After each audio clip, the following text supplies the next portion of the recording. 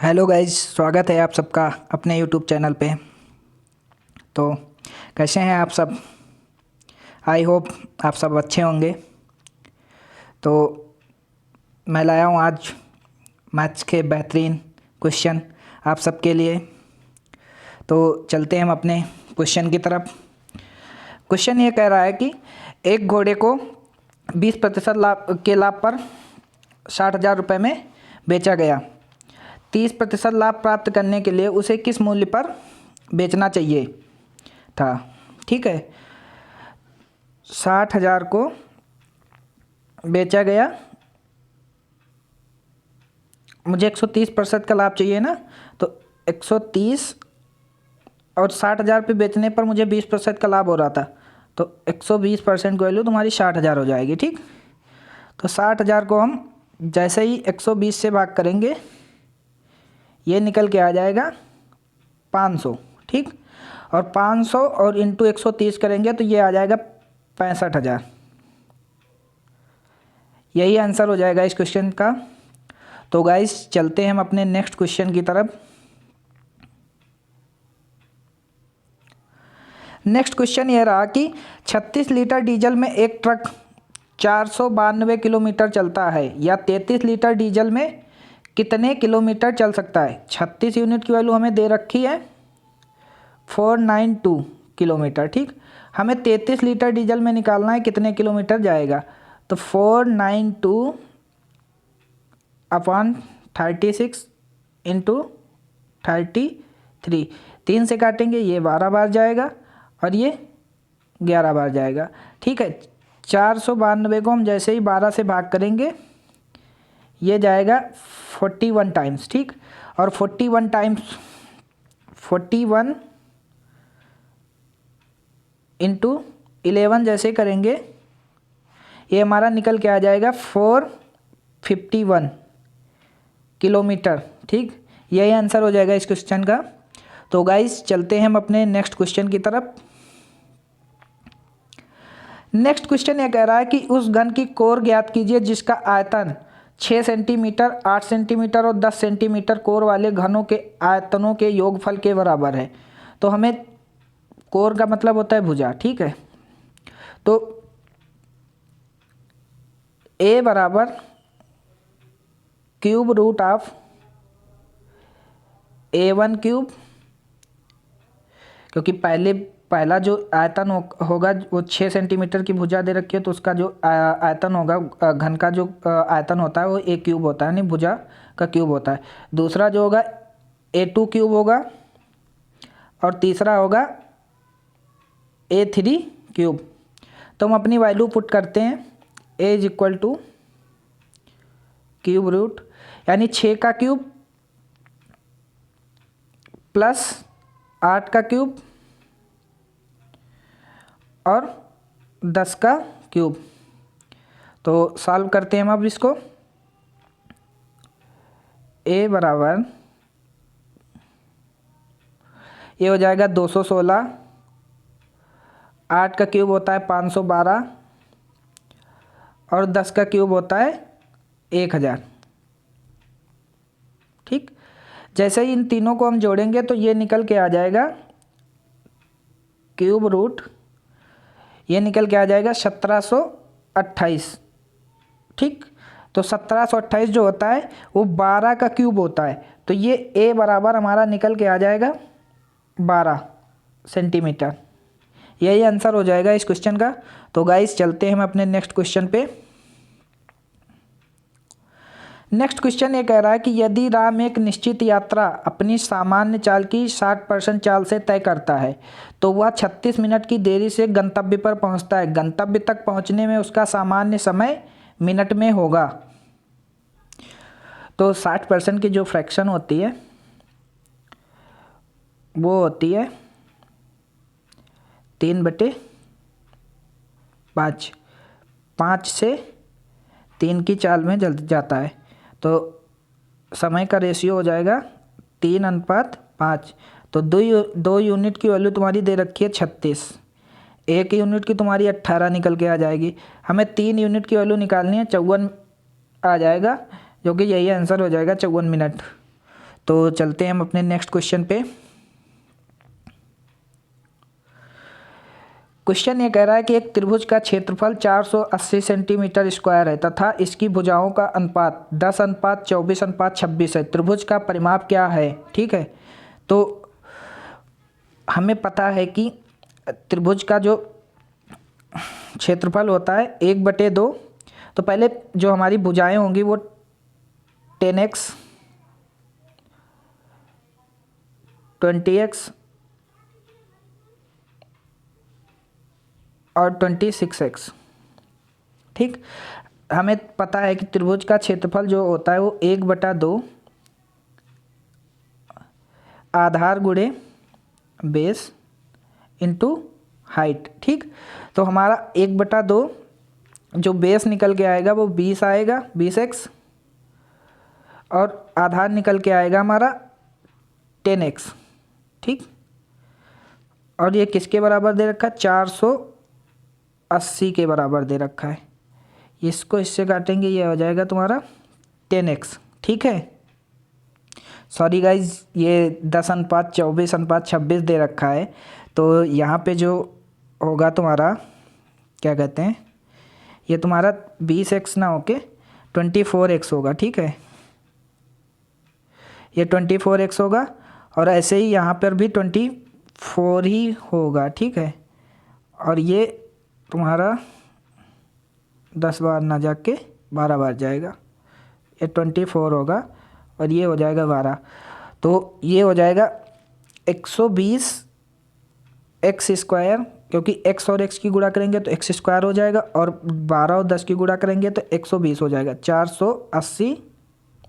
ठीक, 0 से 0 कैंसिल हो जाएगा, 12 चौके 48, यानी x बराबर हो जाएगा तुम्हारा, क्योंकि x² रखा है तो x² बराबर 4। तो अगर इसका अंडर रूट करेंगे तो ये तुम्हारा x बराबर 2 निकल के आ जाएगा। ठीक है, तो हमें करना क्या है, हमारी x की वैल्यू 2 निकल के आ गई, तो यानी 10 तुम्हारा जो रखा था 10 × 2 करोगे 20 आ जाएगा निकल के। ठीक, और 24 × 2 करोगे ये तुम्हारा निकल के आ जाएगा 48, और 26 × 2 करोगे ये निकल के आ जाएगी 52। ठीक है, तो परिमाप क्या होता है त्रिभुज का परिमाप होता है तीनों भुजाओं का योग। ठीक है, तो नेक्स्ट पेज पे बताते हैं। 20 + 48 + 52, इन तीनों को जब जोड़ेंगे तो ये निकल के आ जाएगा 120 सेंटीमीटर परिमाप हो जाएगा इस क्वेश्चन का। एक बार मैं क्वेश्चन फिर से दिखा देता हूँ। ये देखिए, त्रिभुज का परिमाप पूछा गया था, तो ऑप्शन नंबर ए सही हो जाएगा इस क्वेश्चन का। तो गाइस चलते हैं हम अपने नेक्स्ट क्वेश्चन पे।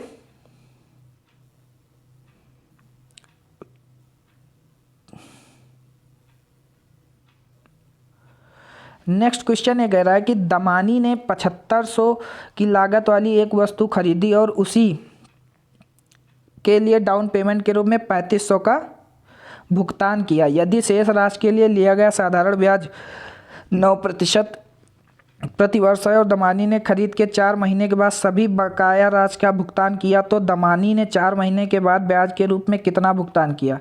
यानी 7500 रुपये तुम्हारा टोटल है, इसमें से 3500 रुपये इसने डाउन पेमेंट के रूप में चुका है, तो तुम्हारे पास कितना बचा?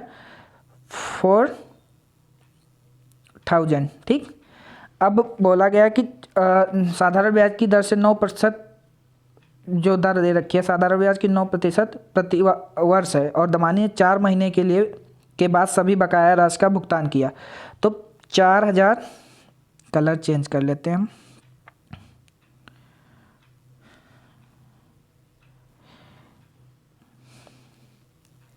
4000 इंटू 9% और 4 महीने और 100, और 4 को हम 4 महीने तो इसको वर्ष बनाने के लिए 12 से भाग करेंगे। ठीक है, तो ये हो जाएगा 4 × 12, 3 तक के 9 और 2 0 से 2 0 ये कैंसिल हो जाएंगे, यानी 40 × 3, यानी 120 रुपये उसने ब्याज के रूप में चुकाए। यही आंसर हो जाएगा। तो चलते हैं हम अपने नेक्स्ट क्वेश्चन पे। नेक्स्ट क्वेश्चन ये कह रहा है कि 5 किलोमीटर प्रति घंटा की गति से चलने पर एक व्यक्ति अपने कार्यालय 6 मिनट देरी से पहुंचा है। यदि वह 6 किलोमीटर प्रति घंटा की गति से चले तो वह 2 मिनट पहले पहुंच जाता है। तदनुसार उसके कार्यालय की दूरी कितनी है? ठीक है, तो पहले जब 5 किलोमीटर प्रति घंटा की चाल से जाता है, ठीक, उसके बाद फिर 6 किलोमीटर प्रति घंटा की चाल से जाता है। तो 5 किलोमीटर प्रति घंटा की चाल से जाता है 6 मिनट लेट होता है, और 6 किलोमीटर प्रति घंटा की चाल से जाता है 2 मिनट पहले पहुंच जाता है। टाइम का रेशियो निकल के आ जाएगा 6:5। 1 यूनिट की वैल्यू हो जाएगी 6 मिनट देरी हो लगता है और 6 मिनट पहले, दोनों का अंतर करोगे तो 8 निकल के आ जाएगा। ठीक, अब बोला गया कि तदनुसार उसके कार्यालय की दूरी कितनी है। ठीक है, तो इसको हम घंटे में बदल लेते हैं, 8/60। अब बोला गया है कि इसके कार्यालय से दूरी कितनी है, तो इन दोनों को मल्टीप्लाई करेंगे 30। हमें 30 यूनिट की वैल्यू निकालनी है। ठीक है, 30, तो 8/60 इंटू 30 जैसे करेंगे, 30 दूना 60, 2 चौको 8, यानी हमारी 4 किलोमीटर निकल के आ जाएगी दूरी। यही आंसर हो जाएगा इस क्वेश्चन का। तो गाइस चलते हैं हम अपने नेक्स्ट क्वेश्चन पे। नेक्स्ट क्वेश्चन ये कह रहा है कि 3 संख्याएं 4:3:7 के अनुपात में है और इनका मासा 6 है। इन 3 संख्याओं का योग होगा। तो हम ये जो अनुपात दे रखा है 4:3:7, इसमें हम 6 की मल्टीप्लाई कर देंगे, क्योंकि मासा दे रखा है 6, तो इनकी जब जैसे मल्टीप्लाई करेंगे तो ये 24 निकल के आ जाएगा, ये निकल के आ जाएगा 18, और ये आ जाएगा 42। हम इन तीनों को जोड़ देंगे, वही आंसर निकल के आ जाएगा। 18 और 42 जोड़ेंगे कितना हो जाएगा? 60, और 60 में 24 जोड़ेंगे तो 84 निकल के आ जाएगा। यही आंसर हो जाएगा। तो गाइस चलते हैं हम अपने नेक्स्ट क्वेश्चन पे।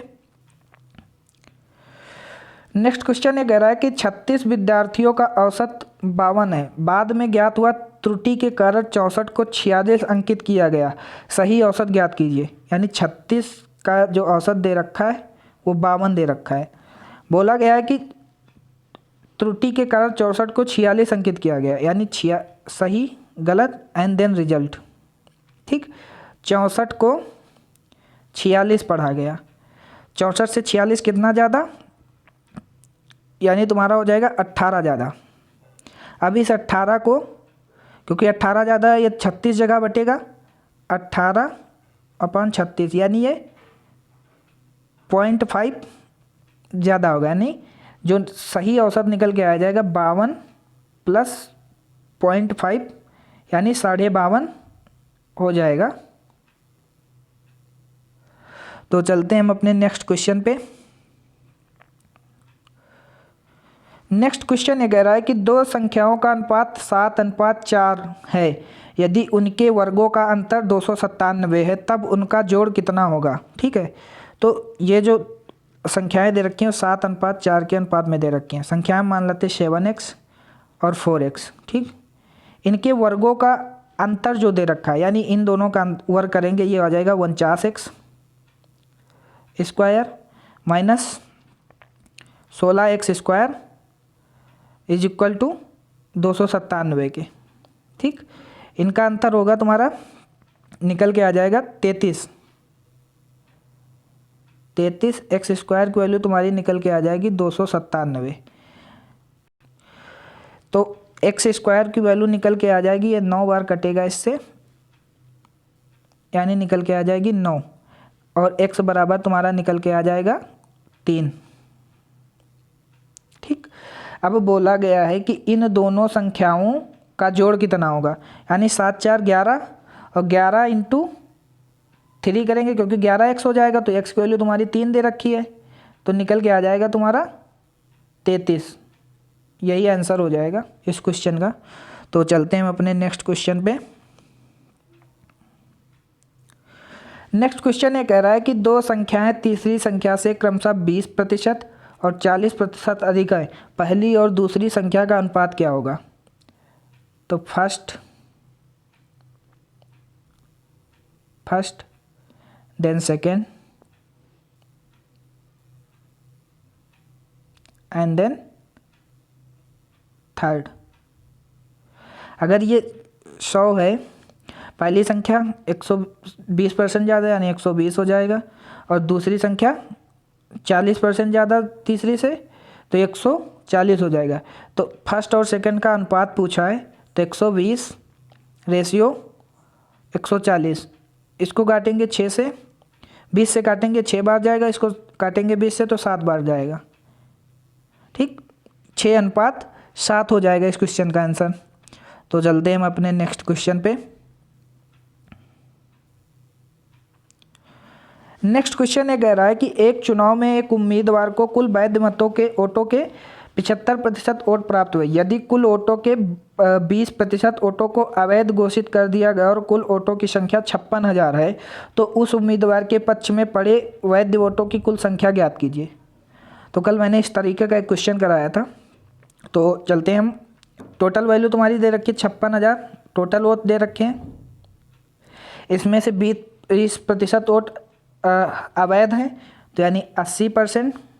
ठीक, और 75% वोट एक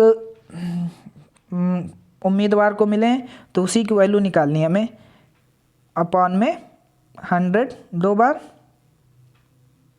ठीक, 2 0 से ये कैंसिल, 2 0 से ये कैंसिल, 2 0 से 2 0 ये कैंसिल। ठीक है, तो ये निकल के आ जाएगा तुम्हारा 56 × 8 × 7 5। ठीक है, जैसे इसको मल्टीप्लाई करेंगे ये तुम्हारा निकल के आ जाएगा 33 6 000। यही आंसर हो जाएगा इस क्वेश्चन का। तो चलते हैं हम अपने अगले क्वेश्चन पे। अगला क्वेश्चन ये कह रहा है कि एक सेल्समैन ने एक घड़ी 9% हानि पर बेची। यदि विक्रय मूल्य 140 अधिक होता तो 5% का लाभ होता। घड़ी का लागत मूल्य कितना होगा? एक जो पहला एसपी होगा वो 100 में 9% की हानि हो रही है, तो यानी 91% हो जाएगा। ठीक, अब बोला गया अगर विक्रय मूल्य 140 अधिक होता तो 105% का 5% का लाभ होता। ठीक है, तो ये तुम्हारा हो जाएगा 105। इन दोनों का अंतर करोगे 14 निकल के आ जाएगा, यानी 14 यूनिट की वैल्यू तुम्हारी दे रखी है 140, 1 यूनिट की वैल्यू तुम्हारी 10 निकल के आ गई। मुझे क्रय मूल्य लागत मूल्य निकालना है। लागत मूल्य वही सीपी होता है तुम्हारा क्रय मूल्य, तो 100% की वैल्यू तुम्हारी निकल के आ जाएगी 1000। तो चलते हैं हम अपने अगले क्वेश्चन पे। ये क्वेश्चन आज का आखिरी क्वेश्चन होगा, क्योंकि आज मैं सुबह से बाहर हूँ तो क्लास मिस ना हो इसलिए मैं क्लास ले रहा हूँ। तो आज 15 ही क्वेश्चन रखें, कल से पूरे आपके 20 क्वेश्चन होंगे। ठीक है गाइस, तो चलते हैं हम अपने इस क्वेश्चन पे। अहमद ₹5200 में एक पुराना स्कूटर खरीदता है और इसकी मरम्मत पर 800 खर्च करता है। यदि वह स्कूटर 6600 में बेचता है तो उसका लाभ प्रतिशत है।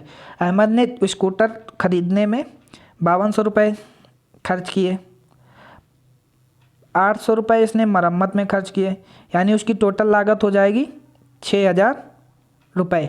अब 6600 में इसने जो है क्या कहते हैं स्कूटर बेचा, 6000 और 6600 का जो अंतर होगा वो 600 रुपये हो जाएगा। ठीक, और ये तुम्हारा सीपी हो जाएगा 6000 इंटू 100। जैसे करेंगे ये 2 0 से ये 2 0 कैंसिल हो जाएगा, 1 0 से ये कैंसिल हो जाएगा, यानी 6 दाम 60, यानी 10% का लाभ होगा। ठीक है गाइस, तो गाइस आज की क्लास बस यहीं तक रखते हैं, मिलते हैं कल फिर सुबह। तो thank you so much all of you and take care.